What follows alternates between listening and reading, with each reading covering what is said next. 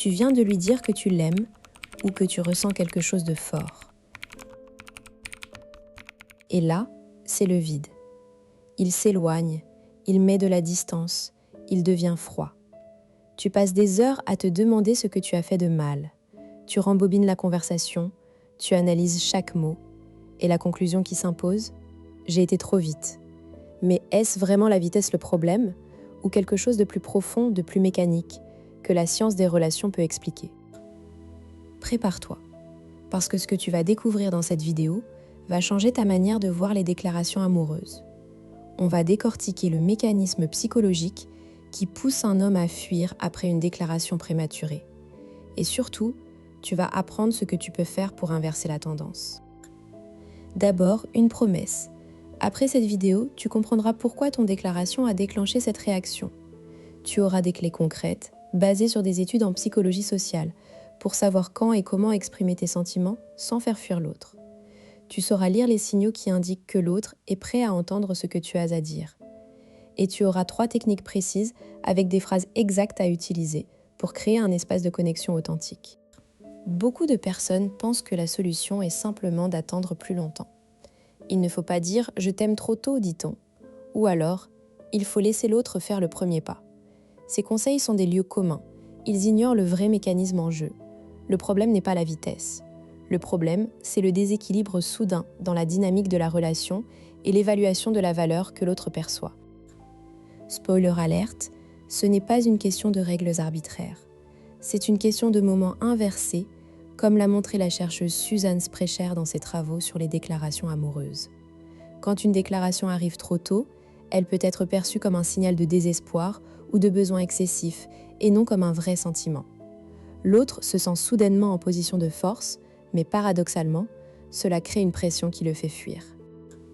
Le vrai problème, c'est que la déclaration arrive avant que l'autre n'ait eu le temps de développer des sentiments suffisamment forts pour la recevoir. Tu as sauté une étape, celle de la construction d'une attirance mutuelle solide. Et ce saut crée une dissonance cognitive chez l'homme. Il se demande « Pourquoi tu es si investi si tôt ?» Il soupçonne une manipulation ou une faible estime de soi de ta part. Derrière ce phénomène, il y a un mécanisme que les psychologues appellent la théorie de l'évaluation sociale. Quand tu exprimes un sentiment fort prématurément, tu offres une information sur toi-même. Tu es peut-être trop dépendante affective ou tu projettes des attentes irréalistes. L'autre, inconsciemment, fait un calcul de valeur. Il se dit, si elle s'attache si vite, c'est qu'elle n'a pas beaucoup d'options ou qu'elle a peur de perdre. Cela réduit ta valeur perçue à ses yeux. Et la conséquence immédiate, c'est qu'il prend de la distance pour réévaluer la relation. L'étude de Sprecher, 1998, sur le moment des déclarations montre que les déclarations précoces sont souvent suivies d'une baisse de l'intérêt chez le partenaire, surtout chez les hommes. Pourquoi ? Parce que les hommes, en moyenne, mettent plus de temps à tomber amoureux que les femmes. Une déclaration trop tôt les surprend, les met en alerte. Ils se sentent piégés dans un niveau d'engagement qu'ils n'ont pas encore choisi. Prenons un exemple concret. Sophie, 34 ans, architecte d'intérieur à Lyon, célibataire depuis 1 an, rencontre Marc, 37 ans, kinésithérapeute, sur une application. Leur premier rendez-vous est magique. Ils parlent pendant 4 heures, rient, se touchent. Sophie sent une connexion immédiate. Au 3e rendez-vous, après un dîner intime, elle lui dit « Je me sens vraiment bien avec toi. Je crois que je commence à avoir des sentiments pour toi. » Marc sourit, la prend dans ses bras, mais ne dit rien de similaire. Il est réservé. Les jours suivants, Sophie envoie des messages chaleureux. Marc répond, mais de plus en plus espacé. Au bout d'1 semaine, il annule un rendez-vous pour cause de travail, puis plus de nouvelles. Sophie est dévastée. Elle pense avoir tout gâché. En réalité, ce qui s'est passé, c'est que Marc n'avait pas encore eu le temps de développer des sentiments, aussi forts que ceux de Sophie. Il l'appréciait, mais il était encore en phase d'évaluation. La déclaration de Sophie a créé un déséquilibre. Elle est soudainement devenue plus investie que lui. Marc a senti une pression inconsciente pour réciproquer, mais il ne pouvait pas honnêtement le faire. Alors, il a pris de la distance. Si Sophie avait attendu quelques semaines de plus et qu'elle avait observé des signes d'attachement de sa part, comme des demandes de son avis, des attentions, des projets, sa déclaration aurait été mieux reçue. Concrètement, comment repérer ce mécanisme dans ta vie? D'abord, fais attention à l'écart entre ton investissement émotionnel et le sien.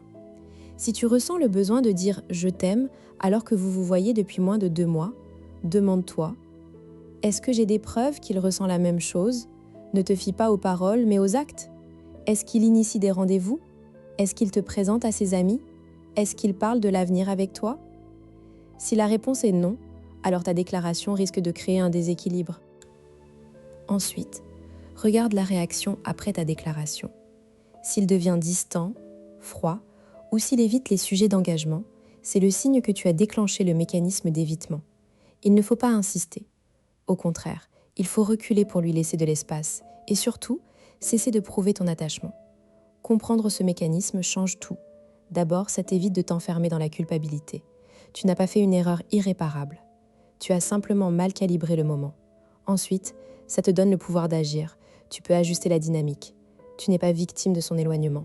Tu peux recréer un équilibre à condition de comprendre pourquoi il fuit. La conséquence la plus importante, c'est que tu peux désormais anticiper. Avant de faire une déclaration, tu peux évaluer si le terrain est prêt. Tu peux créer les conditions pour que tes mots soient reçus comme un cadeau et non comme une menace. Voyons maintenant 3 techniques concrètes pour gérer cette situation. Technique 1. Le recadrage temporel. Si tu sens que tu vas faire une déclaration trop tôt, substitue-la par un compliment spécifique sur son comportement. Par exemple, ne dis pas « j'ai des sentiments pour toi », mais « j'aime la façon dont tu écoutes vraiment ce que je dis ». Cela exprime une appréciation sans engager tout ton cœur. Pour le mettre en pratique, la prochaine fois que l'émotion monte, prends une inspiration et transforme ton besoin de déclaration en observation positive. Exemple, ce que tu viens de me dire, ça me touche beaucoup. Merci, phrase exacte. Je remarque que tu fais toujours attention aux petits détails. Ça me fait vraiment plaisir. Cela crée une connexion sans pression. Technique 2. La distanciation après déclaration. Si tu as déjà fait une déclaration trop tôt et qu'il s'éloigne, ne le poursuis surtout pas. Cesse de lui écrire, de lui proposer des rendez-vous. Prends du recul pendant au moins 1 semaine. Ensuite, réengage la conversation sur un ton léger, comme si de rien n'était. Par exemple, « Je pensais à toi, je suis allée dans ce nouveau resto, tu devrais essayer. » Pas de référence à ta déclaration. Tu montres que tu es indépendante et que tu ne dépends pas de sa réponse. Cela peut inverser la dynamique. Phrase exacte. Et « Je viens de voir un film qui m'a fait penser à notre discussion sur le cinéma. Tu vas bien ?» Technique 3. L'ancrage de la réciprocité. Avant de faire une déclaration importante, crée un moment de connexion où tu évalues son niveau d'engagement. Pose-lui une question ouverte sur ce qu'il ressent, sans te dévoiler d'abord. Par exemple, « Quand tu es avec moi, qu'est-ce que tu ressens ?» Ou « Qu'est-ce qui te plaît chez moi ?» S'il répond de manière évasive ou générale, c'est que le moment n'est pas venu. S'il est précis et chaleureux, tu peux envisager de partager tes sentiments. Cette technique te donne une lecture en temps réel du terrain. Phrase exacte, « J'aime passer du temps avec toi. Toi, qu'est-ce que tu aimes dans nos moments ensemble ?» Tu vas peut-être te dire que tout ça est trop calculé, que l'amour doit être spontané. C'est une belle idée, mais la psychologie montre que les relations réussies sont celles où les partenaires savent gérer le moment de l'intimité. La spontanéité n'est pas incompatible avec une conscience des mécanismes. Au contraire, elle t'évite de faire des erreurs que tu regretteras. Autre objection, si je dois attendre, c'est qu'il n'est pas assez intéressé. Pas forcément. Les hommes tombent amoureux plus lentement en moyenne. Attendre, ce n'est pas se faire désirer artificiellement, c'est respecter le rythme de l'autre. Le vrai test, c'est qu'ils finissent par s'investir activement. Si ce n'est pas le cas après plusieurs mois, alors oui, il n'était pas assez intéressé. Enfin, on te dira peut-être que si un homme s'éloigne après une déclaration, c'est qu'il n'était pas le bon. C'est possible. Mais souvent, c'est juste une question de moment. En comprenant ce mécanisme, tu peux lui donner une seconde chance sans te perdre toi-même. Cette vidéo t'a montré pourquoi un homme s'éloigne après une déclaration trop tôt et comment gérer cette situation avec des techniques prouvées. Si tu as vécu cette situation, tu n'es pas seul. Maintenant, tu as les clés pour que tes sentiments soient reçus comme ils le méritent, au bon moment. Si tu veux approfondir, abonne-toi et active la cloche pour ne rien manquer des prochains décodages. Et toi, as-tu déjà fait une déclaration trop tôt ? Raconte en commentaire.